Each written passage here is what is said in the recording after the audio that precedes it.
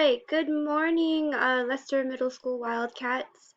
It is March 27th, the third day of quarantine, and while originally this was not a school day, has become an instructional day for me and a school day for you while we're on quarantine. So a couple of things, I've gotten some frequently asked questions from students about forgotten supplies. And this is true for all your classes. If you forgot something in a classroom or in your locker and you need it, you can go to the office and they can escort you to your locker and make sure you get it and open the classrooms and help you get what you need to get. That's totally fine. Again, yes, today, Friday, is a school day and you do have work from me.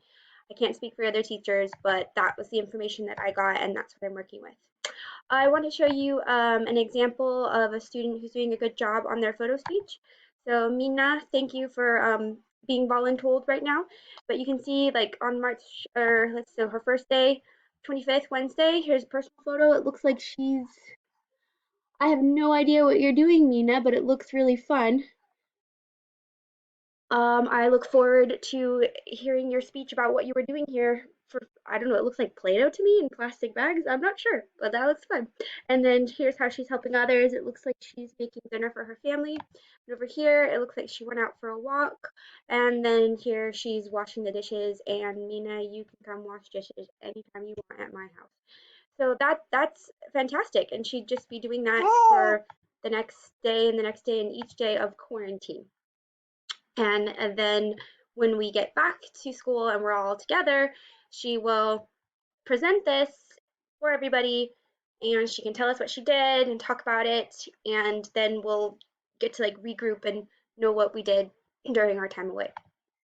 I had a student who asked me they're having trouble with the quarantine slide, or the photo speech slide. Again, to force a copy of anything Google, you just go File, make a copy.